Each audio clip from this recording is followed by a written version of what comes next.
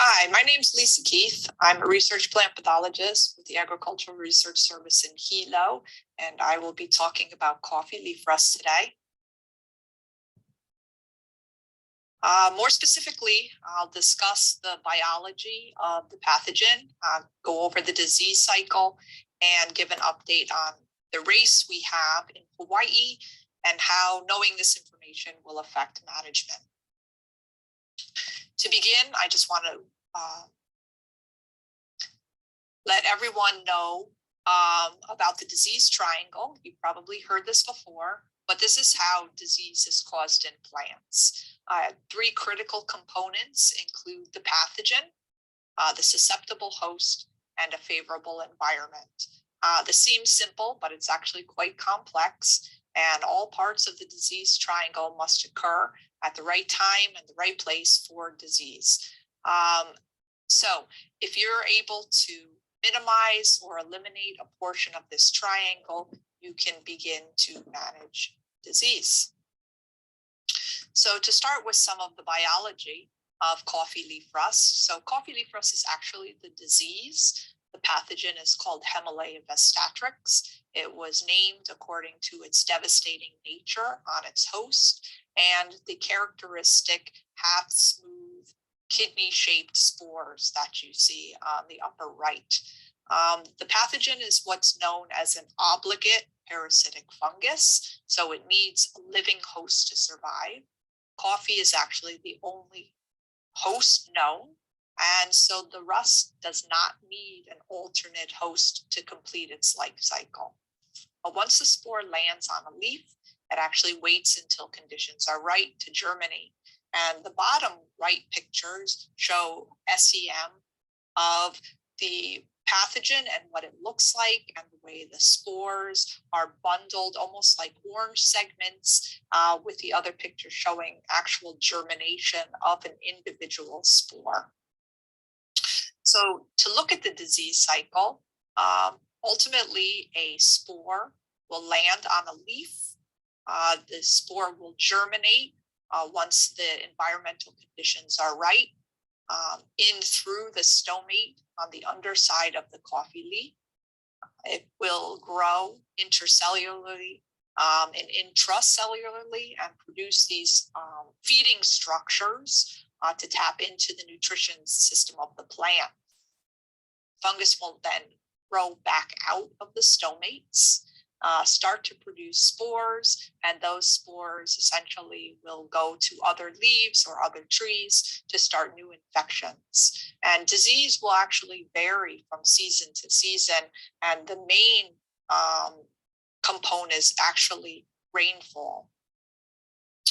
So this overall slide shows the influence of different climatic and weather variables on the life cycle of the pathogen and what overall happens with disease. So as far as spore dispersal, again, getting to a new leaf or a new coffee tree, once the spore is deposited, what affects germination and leaf penetration, how well colonization occurs to actually produce more spores, the components such as temperature, leaf wetness, the genetic resistance of the host, radiation or UV, the wind, all influences the disease cycle.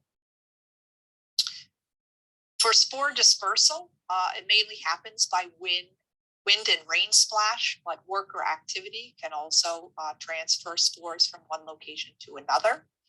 As already mentioned, infection occurs through the stomates, and it's critical to have 24 to 48 hours of free water, not just high humidity for the disease to progress and germination and infection to occur.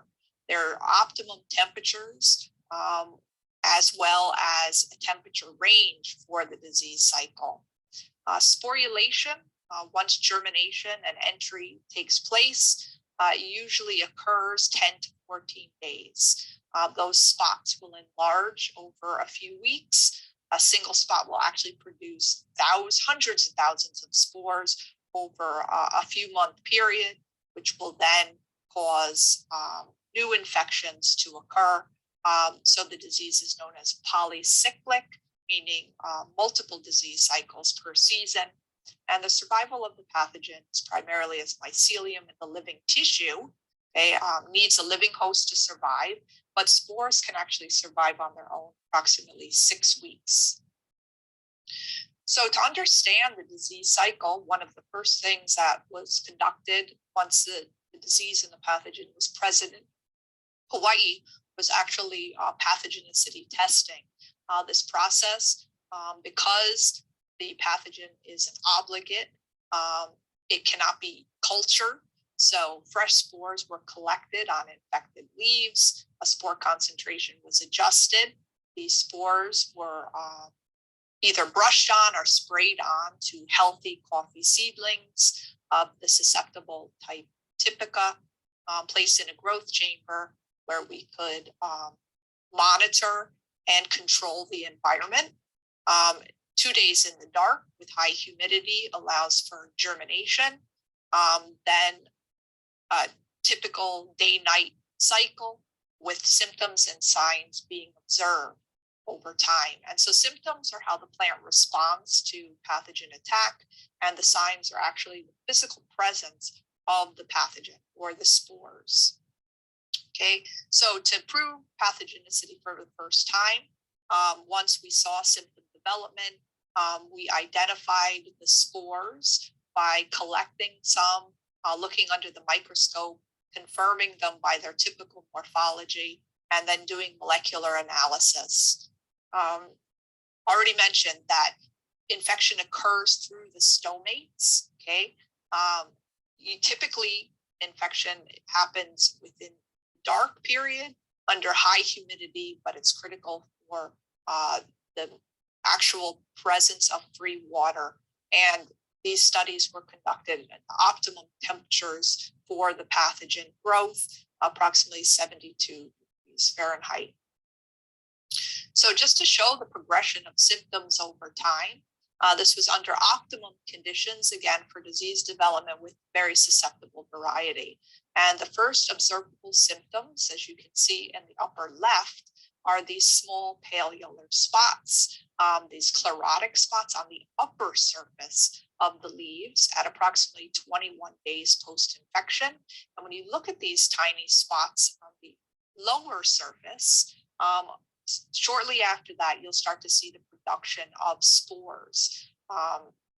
These spots gradually increase in size, with more spores being apparent, particularly without the aid of a microscope. And the chlorosis, or the yellowing of the spot, increases in size. You see abundant spore production. And at approximately 35 days after inoculation, the center of these spots turn brown or necrotic. And at approximately 70 days, these infected leaves fall off. So what we've learned with coffee leaf rust in Hawaii is although leaf margins can start to see sometimes the infection begin in the margins, the lesions can actually develop anywhere on the leaf. And that's where the stomates are present on the lower surface. Okay, the first spots can appear actually on any leaf in the canopy, primarily because we're in the initial stages of the epidemic and spores were windblown. Multiple infections can be seen on the same leaf, which this picture shows different size spots. You've heard these leaves will drop prematurely. That's part of it, this premature defoliation. Oftentimes you'll see then twigs devoid of leaves, but we are seeing regrowth. And inoculum survival actually depends on the severity of the disease, so the actual area of the leaf affected and the extent of defoliation. I wanted to mention that, the color or the vibrancy, the amount of spores, what looks like very powdery versus not. This is all a part of the biology and development of the pathogen. So you can see that at times the spores are very orange. They can be yellow. Definitely, this is a high percentage of germination, active in the disease cycle. But I wanted to point out this picture as well. The one looking on the right looks older and dry. You almost can't see visible spores. But to please note that at this stage, these spores are actually still alive. Although it would be a lower germination rate, this still can cause disease in fresh leaves or additional trees. So as far as what the important host factors are for disease development, that would be planting density, the susceptibility of host, and if it was a very high prior yield, it predisposes the host without good fertilization, nutrition, pruning to actually be more susceptible as the disease cycle comes around. The important pathogen factors are actually the race of the pathogen and the level of inoculum. So there are actually more than 50 races known globally, but only a few actually occur regularly. So to characterize Hemolyia vistatrix, the pathogen, or coffee leaf rust, the disease in Hawaii, we partnered with some experts. Genotyping's been done by Dr. Aim of Purdue, looking actually with molecular markers through molecular analysis to try to get a better understanding of the geographical location of where our inoculum came from. And these match up to Central America and the Caribbean. Genetics currently shows that it was a single introduction into Maui, which then subsequently spread over the next 7 or 8 months to all islands producing coffee here in Hawaii. And we've also been fortunate to work with Dr. Barzea and his colleagues in Portugal to identify the race that we have here in Hawaii. So to give some more information on coffee leaf rust race, as mentioned, there's more than 50 races that have been described, and new ones are found all the time. In order to determine coffee leaf rust race, spores are inoculated onto a set of coffee differentials that contain 9 resistance genes, alone or in combination.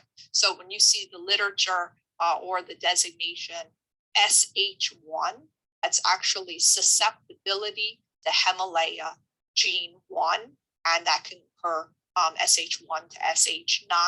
And again, either a single resistance gene or a combination of these genes. Now, the pathogen actually contains the corresponding virulence gene.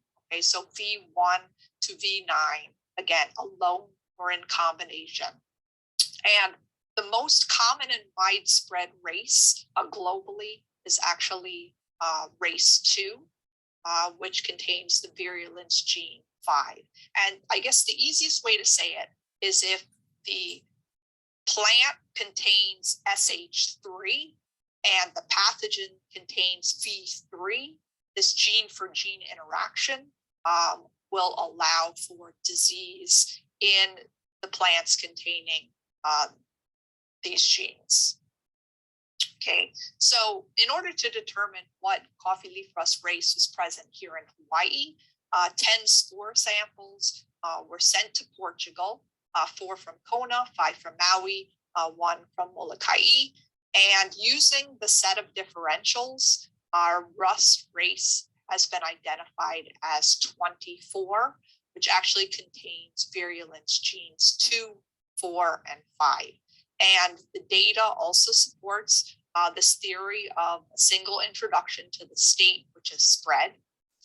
In a study in the mid-70s where they did some laboratory and plant studies of various races containing a number of different virulence genes, race 24 is actually characterized as highly aggressive due to a high germination rate of the spores, kind of a medium germ tube length.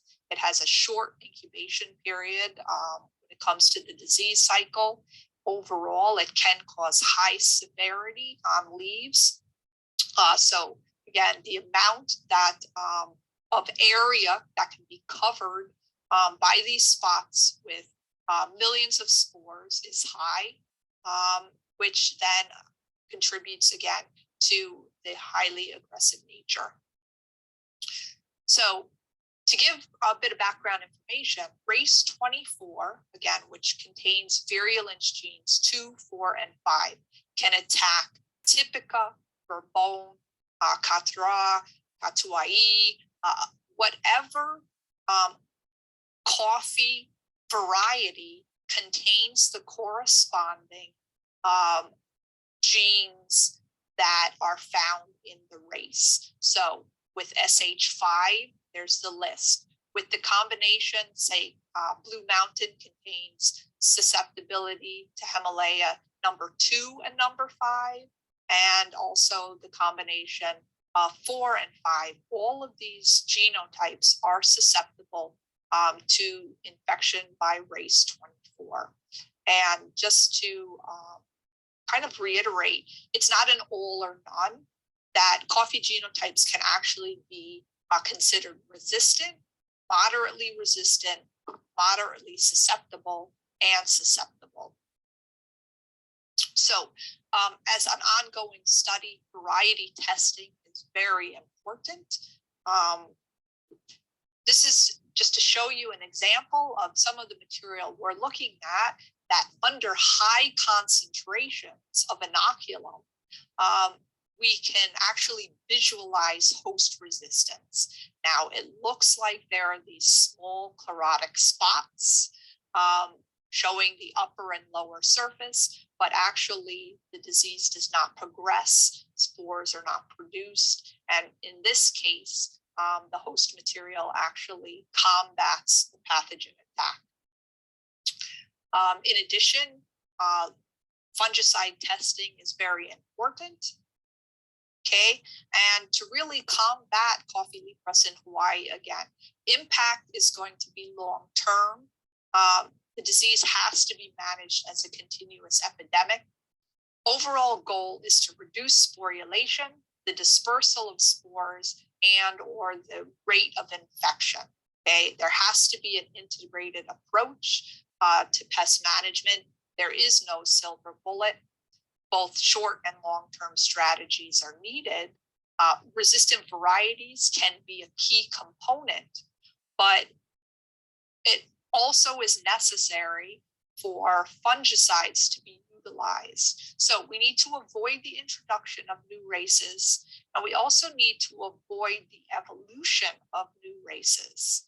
A study was actually shown that there has been production of many races, new races, selectively in fields containing multiple germplasm of coffee.